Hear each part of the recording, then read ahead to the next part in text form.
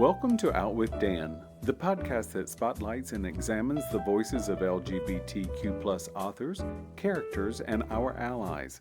Together, we lift our voices and we tell our stories. I'm Dan White. Join me as I chat with this week's author.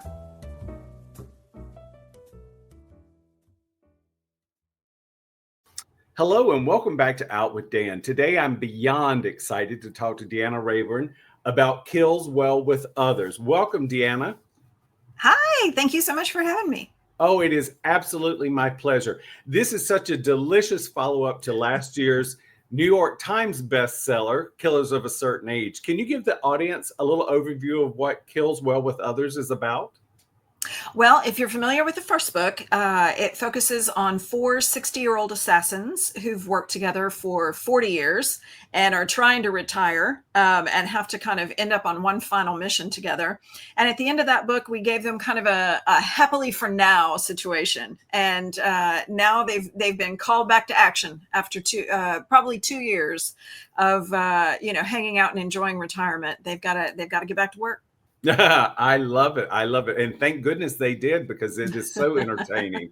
So I know this probably is a question for the first book, but it sort of figures into the second book as well. Why this? What was the inspiration for this? Because I believe you usually write historical mysteries. Is that correct? I do. This was my first contemporary book. This was my first thriller. It did not start with me. It started with my publisher. They'd been having a little chat one day, apparently, in the boardroom. And somebody said, why do we not have more books about older women doing kick-ass things? And it became this thing. They were just like, we need this. And then they started talking and said, who could we get to write it for us? And apparently my name came up like immediately and unanimously, which I took as an enormous compliment. So my editor came and said, hey, would you ever have any interest in writing something about older women doing something really cool? And I said, sure, let me go have a think. And I came back a week later and I said, I want there to be 4 of them. And she was like, great, I love it. I said, I want them to be assassins. She said, great, I love it. And then I said, I want it to be a contemporary. And that was like the record scratch moment where she was like, okay. Because, if you're a writer and you do anything well and you're successful at it, your publisher loves for you to stay in that pigeonhole, because it means librarians know where to find you. It means booksellers know where to find you, readers and book talkers and bookstagrammers and reviewers, and everybody knows exactly what your niche is and how you fill it. And it takes a very brave publisher to say, we're going to let you step outside that. So I give them all the credit in the world for letting me take a chance. And it took us 2 years to write it. I would run off and write one of my Victorian mysteries and then come back and write a draft of Killers of a Certain Age, send it to my editor. She would read it, get back to notes, give me back notes. I would cry. Then I would go write another Veronica book. And so finally, 2 years into the process, we had a book. I love it. I love the fact that, it is women of 60 years old. And these are not Miss Marple. These are Charlie's Angels aged up a little bit, and as we were talking before we started recording, you're going to Pilates today. So I am. It turns out that as we age, and I'm not guessing your age or saying your age, but as we age, we don't all just sit in the corner and knit. No, and it's fine. I'm going to be 57 in a couple months. And I am, I just became a grandmother about 4.5 months ago. And yet this is the most physically active I've ever been in my life, because you and I were talking briefly about the fact that I'm going to Pilates twice a week. I'm strength training twice a week. And I'm getting ready to up the ante once I'm done launching this book and I get finished with my book tour. I've promised my trainers, we'll do more. I'll be better. I love it. Yeah, because it extends our life and our healthiness. But it also, I don't know about you, but when I was a kid growing up in the 70s, my grandmother, who was the age I am now, looked about 112. They had extremely old lady little hairstyles, and she wore her little house coats, and they seemed very settled. Middle age was like the beginning of old age. And now middle age is just an extension of youth in a different way. And so it's fascinating to see how our idea of aging has changed as our life expectancy has notched up just a little bit. Even when I was a teenager and Golden Girls came out, I think I was a teenager. But B. Arthur was younger than I am now. Yes. And yet, if you think back to that series, you're like, oh, they were all 75. No, they weren't. No, they were 55. That's right. And so we have such a different, I think, picture now, because, you know, you look at the women in Hollywood who are turning 60, it's Jamie Lee Curtis, it's Diane Lane, it's Angela Bassett, and they are all still stone cold foxes. I mean, they are gorgeous. They're doing, you know, they're capable of doing so much. And I remember when I was, you know, kind of brainstorming what I wanted to do for Killers of a Certain Age, kind of in quick succession, I saw Superman and I saw Spider-Man, and I see Diane Lane playing, you know, Superman's foster mother or adoptive mother, and I see Marissa Tomei playing Peter Parker's aunt, and I was like, slap a cape on these women. Let them be the superheroes for once, because they looked amazing. And I'm like, they just have so much more. Yes. And I want to see that, you know, and I felt like a lot of other people did too. Well, and I also think that what you give us with these four women are lived experiences. You know, I'm not taking anything away from youth, but when you're 25, you don't have the same lived experience that you have when you're 60. You've seen and done things. And these four women, they have aches, they have pains. I love the fact that Mary Alice has a little stash of something here. Take these blue ones, you'll feel a lot better. You've got to have one in the crew who's got, like, you know, Natalie's got her little fanny pack of party drugs. That's right. It's Natalie. She's always going to be able to hook you up. I feel like Mary Alice would be the one who's like, you know, let me put you in touch with my orthopedic surgeon, because I've got him on speed dial. Right. And I told Deanna before we started this, on page 133, Billie called me a basic bitch. And I said, okay, fine, I'll be a basic bitch. And here's the reason. So she calls it a basic bitch Ray Dunn to-do list, which is what I make my show notes on. So I was like, I feel seen. I am completely seen. And I did that for my daughter, because it's a running joke with us that, you know, anytime I go and I'm looking just for something simple for the house, oh, I need measuring cups. Oh, I need whatever. It's always got a Ray Dunn typeface on it. And I'm like, I'm so over it. I can't. And so I threw a Ray Dunn joke in there for her. I love it. I love it. Well, so that was another thing about this. These women are serious, but you as the author gave these women not only a lived experience, but they each have a very distinct personality, which I think is really lovely as a reader. You know, you want all characters obviously to have a different personality, but these women have very distinctive personalities. They, you know, and early on we learned that Billie has made a mistake in the past, and it's one that still haunts her. And I think that's such a truism in real life. You know, sometimes we make a boo-boo and it sticks with us. Obviously, if you're an assassin, it could be a bigger boo-boo than me just forgetting my cell phone at home. But still, at the same time, you give us these characters that are so well-rounded. Thank you. Thank you. Yeah, it was important to me, as far as I was able to create characters that if the reader skipped a dialogue tag, they would still know who was doing the talking. Yeah. And, you know, figuring out what their dynamic was with each other was a really, really interesting process, because I'm an only child. I didn't grow up with sisters. And looking at, and that's part of the reason I wanted to write four women, is because I wanted to explore that dynamic of what happens when you take four women who've known each other since they were 20 years old. They've been through extremely harrowing and challenging circumstances with each other. They're 60 now. They literally know where the bodies are buried in each other's lives. And no one can push your buttons better than somebody who knew you when you were 20 years old. That's true. And I picture Natalie with her hair all jacked to Jesus, and, you know, Billie, who came in with a chip on her shoulder, and, you know, all of them are messed up to a certain degree. You'd have to be to do this job. And all of them were kind of taken advantage of in a way by this institution that comes in and recruits them as messed up 20-year-olds saying, this is a great job for you. Come in and kill people. And they're like, sure, it comes with benefits. Comes with benefits. Let's do it. And, it works for them, but none of the four of them has really dealt with or gotten past whatever trauma kind of informed them as, when they were going through their developmental years. And so they still have some really toxic patterns that they play out with each other.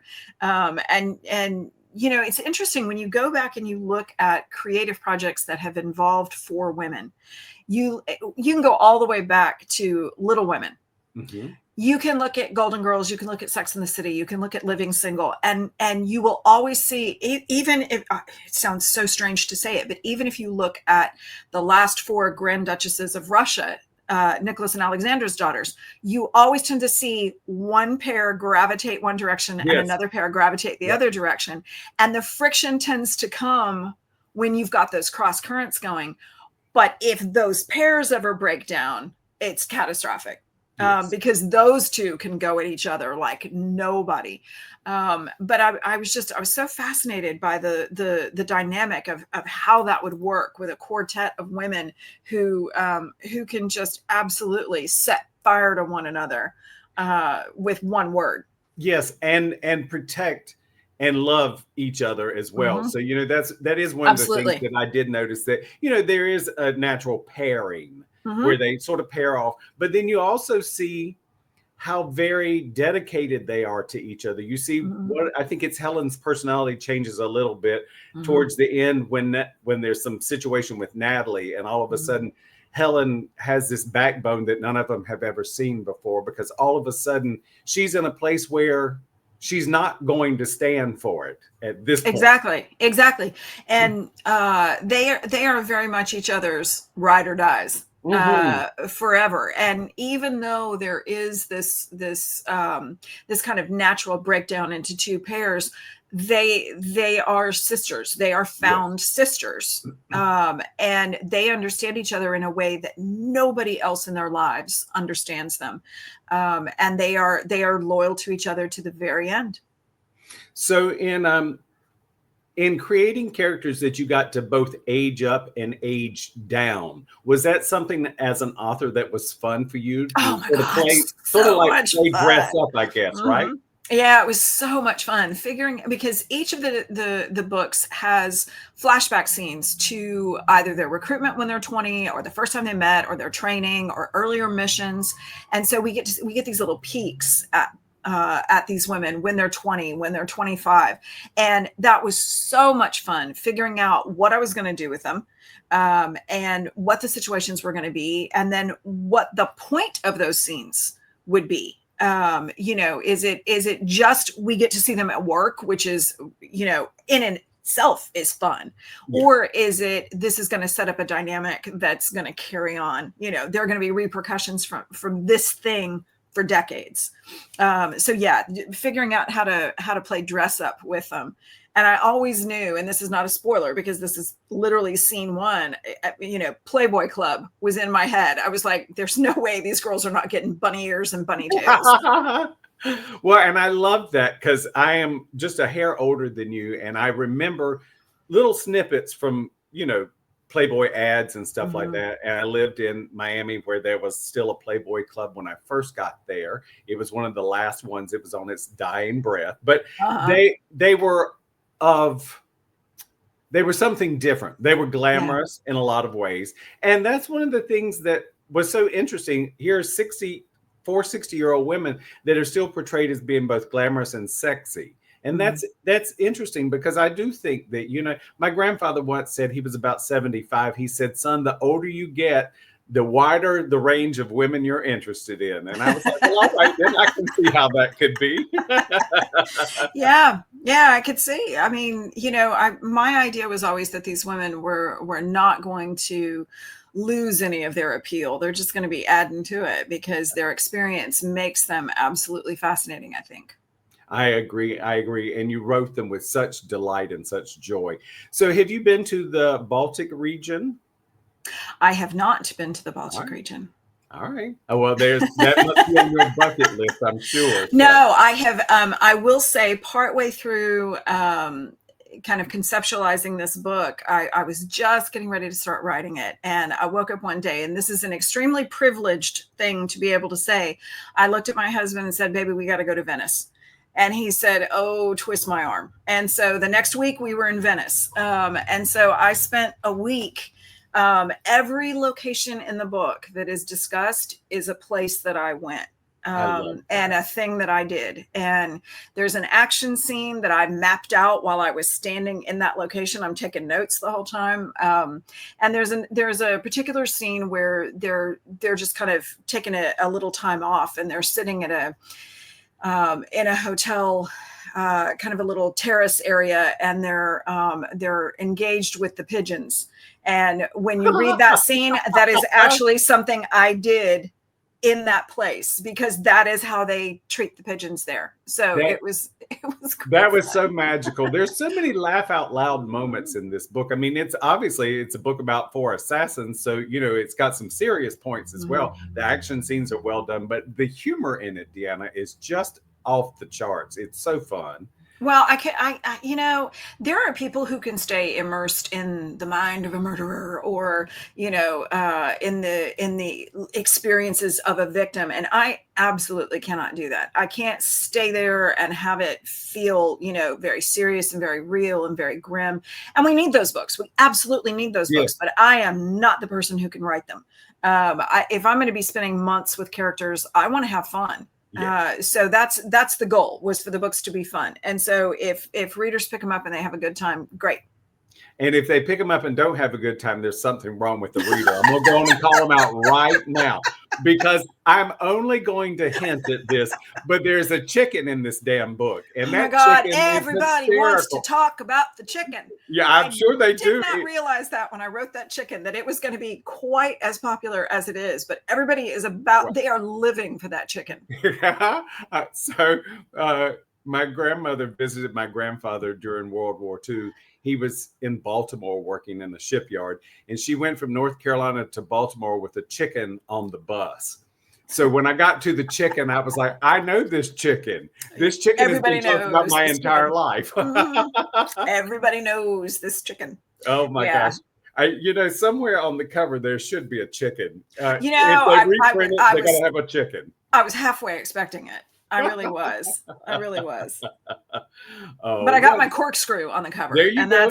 That was very exciting to me. I love it. So this is a beautiful book cover. Isn't she pretty? It really is nice. It really is. The book is Kills Well with Others. It's by Deanna Raybourn. It is so good. It's highly recommended. It is out March 11th. It is not. Oh, it is out March 4th. They bumped up my publication date. Yay. So the day we air will be publication day. So wonderful. Yes, and then I will be out on tour the following week. I love it. Do you have a website or social media you'd like to share with the audience? I do. You can find me at DeannaRaybourn.com, or you can find me at Deanna Raybourn on Instagram and Blue Sky. I love it. Thank you so much for being with me today. This was so much fun. Absolutely, my pleasure. Thank you for joining me for this week's episode of Out with Dan. You can find more information about this podcast and its host at OutWithDan.com, on Twitter at OutWithDan, and on Instagram and Facebook at GoOutWithDan. This podcast is hosted by Authors on the Air Global Radio Network, and the theme music is provided by bensound.com. Join us again soon for the next episode of Out with Dan.